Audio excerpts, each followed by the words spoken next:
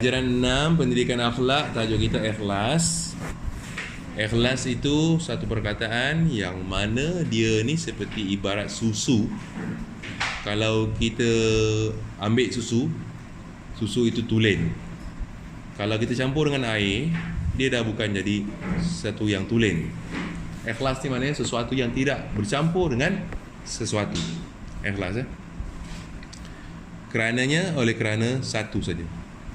Kalau susu tu campur air, dah jadi apa? Cair.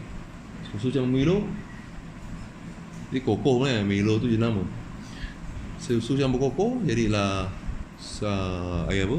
Air kokoh lah. Macam mana pun susu ada di situ, Milo pun ada di situ. Rasanya tetap ada juga. Baik, itu ikhlas dari segi perkataan itu.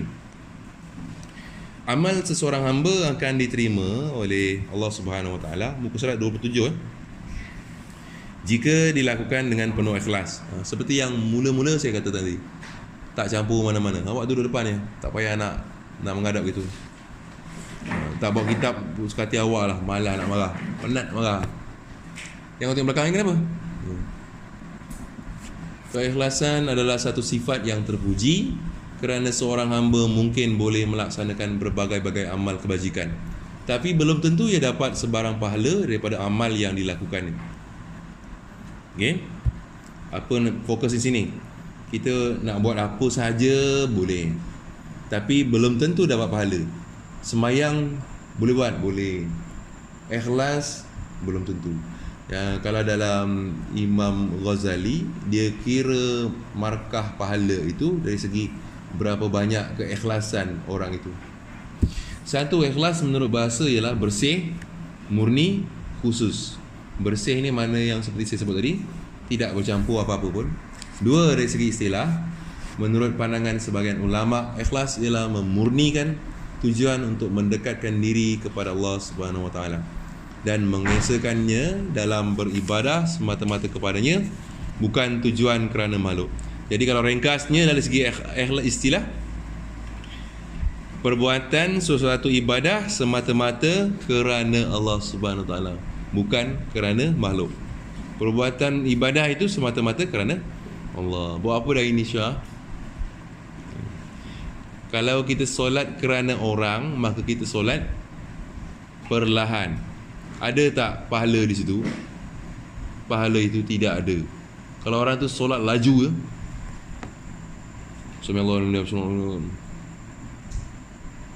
laju dia lah, itulah tahap ikhlas dia. Tahap ikhlas dia pada kelajuan sembahyang. Kalau kelajuan sembahyang dia tu 70 km sejam, maka 70 km sejam itulah pahala dia. Lagi laju, lagi orang suka, lagi-lagi sembahyang tarawih. Kalau ikutkan tak sah, pasal tak ada tumaninah. Malah nak komen lebih, nanti ada orang yang bising. Dalil ikhlas muka surat 28. Antara dalil ayat Quran dan hadis berkaitan dengan ikhlas ialah bismillahirrahmanirrahim, firman Allah Subhanahu Wa Taala, inna anzalna ilaikal kitaba bil haqq fa'budillaha mukhlishan lahuddin. Artinya sesungguhnya kami turunkan Al-Quran kepadamu. Tak kami ini Allah Taala menunjukkan banyak ke besar? Kebesaran. Kami bukan ramai Wahai Muhammad sallallahu alaihi wasallam, dengan membawa kebenaran. Oleh itu, hendaklah engkau menyembah Allah dengan mengikhlaskan segala ibadat dan bawaanmu kepadanya. Mengikhlaskan. Kemudian hadis Nabi pula. Hadis Abu Hurairah radhiyallahu an berkata, telah bersabda Rasulullah sallallahu alaihi wasallam, Inna Allah la yanzuru ila suwarikum wa amwalikum walakin yanzuru ila qulubikum wa a'malikum. Okey. Ni sesungguhnya Allah Subhanahu Wa Taala tak memandang kepada rupa kamu, tidak memandang harta kamu, tetapi dia melihat kepada hati dan amalan kamu. Hati ini bukan direka-reka hati kan. Hati ke mana? Kalau sebenarnya, kalau dalam bahasa Inggeris ke apa, heart tu jantung. This pada jantung. Kalau bahasa Melayu je, hati. Hati macam mana hati ya? Jantung besarnya macam mana? Segenggam tangan lah, kan? Cuba tunjuk penumbuk awak. Itu Nafisah besar tu lah, macam kepala tauge jantung dia. Halus je. Mariam, besar mana? Tengok. Tak besar mana, Zaki? Besar tu lah jantung awak. Jantung tu kalau bahasa Inggeris heart kan. Orang Melayu sebut hati. Qulub ini hati, jantung. Melayu je lain sikit. Maknanya dalam hati ni, hati jantung kita ni, keikhlasan ni bukan dibuat-buat. Itu yang orang ini rasa lain hati dia, ini rasa lain hati dia, ini rasa lain hati dia. Baik, kita sambung. Ayat sebelah 29. Tanda ikhlas, keikhlasan seseorang tak boleh dilihat secara zahir, melainkan melalui tanda-tandanya yang banyak. Antaranya ialah merendah diri. 1. Menyalahkan diri sendiri. Maaflah, saya yang salah. Maaflah saya kerana mengganggu. 2. Tidak terpedaya dengan pujian manusia dan megah diri. Awak ni handsome lah. Betul ke? Jom minum kopi. Terus macam itu maknanya itu orang yang tidak ikhlas. Awak ni handsome lah. Tidak lah. Ramai lagi yang handsome daripada saya. Itu orang yang tidak terpedaya. 3. Menyembunyikan amalan tanpa riak dan sum'ah, menunjuk-nunjuk. Kalau dia tak menunjuk-nunjuk, solat di rumah dia laju, di masjid pun laju juga. Itu maknanya tidak menunjuk. Kenapa sembahyang? Kerana Allah Ta'ala. Jadi kelajuan tadi tu, seperti tadi 70 km sejam di rumah, di masjid pun 70 km sejam lah. Okay. 4. Takut kepada kemasyhuran, takut glamour. Masyhur apa? Glamour. Takut viral. Istilah sekarang viral. Benda viral tu. 5. Kesabaran atas kesulitan hidup. Dia orang yang ikhlas ini susah pun tak ada rasa apa-apa sangat. Ya, betul. Kalau dah dapat rasa, memang faham.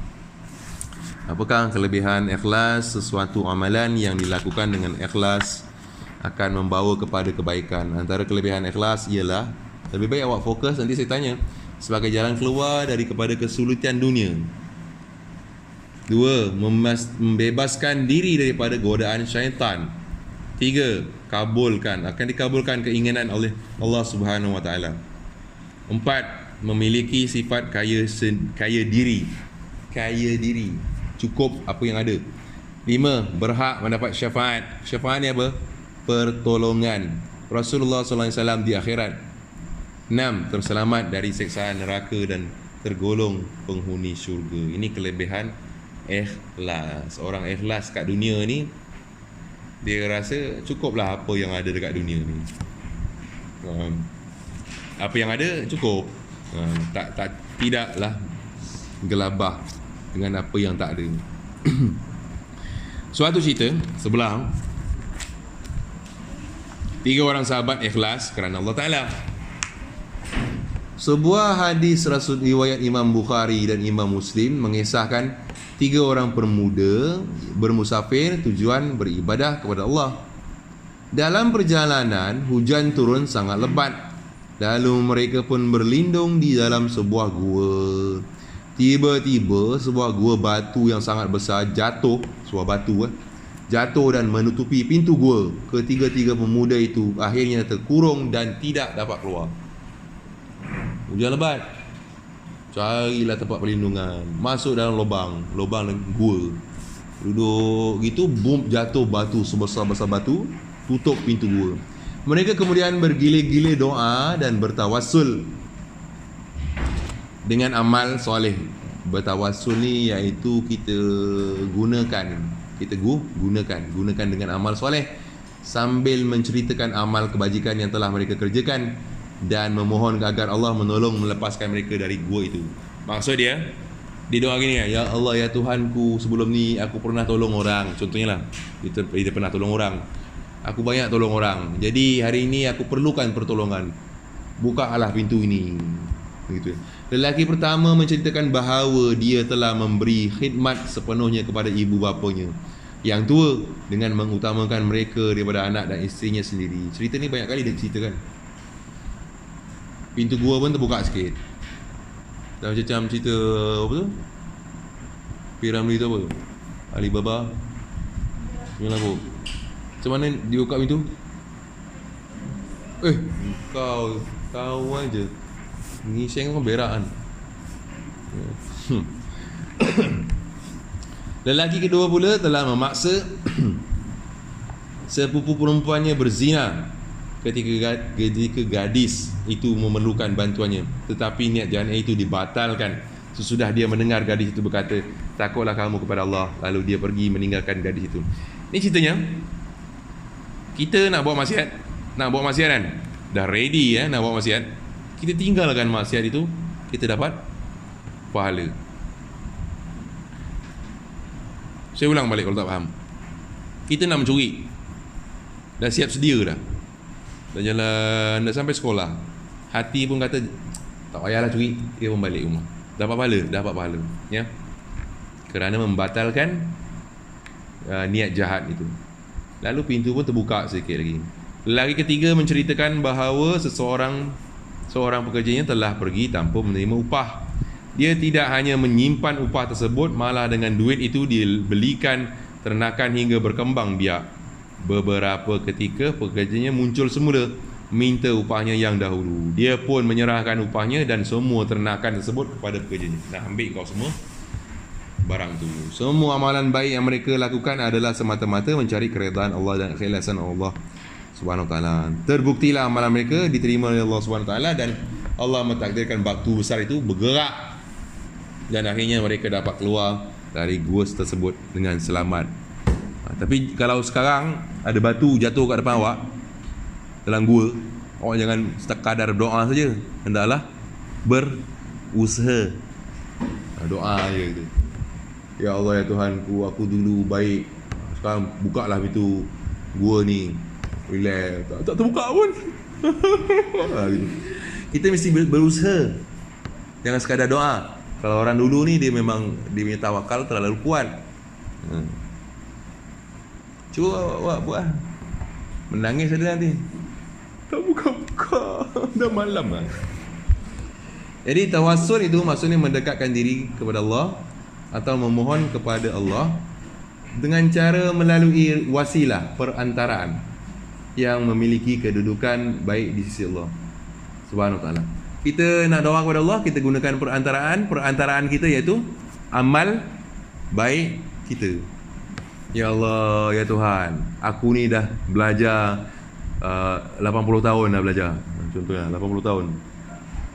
Janggut saya dah potong dah, panjang hangat tu belajar. Luluskanlah aku. Jangan sebut kalau. Doa tak boleh sebut kalau. Kalau itu salah dalam doa. Ya Allah, dalam bahasa ini luluskanlah aku. Jangan sebut kalau. Ya? Amin. InsyaAllah lulus. Tawassul dengan amalan yang baik. Begini ya, ya Allah ya Tuhan, aku ada ajar orang main basikal, cara kayuh basikal. Ini level yang rendah lah, level bawah. Jadi dengan ilmu tu aku berdoa kepada Engkau supaya diberikan kepandaian kepada aku untuk kepandaian dalam ilmu agama. Amin. Gitu.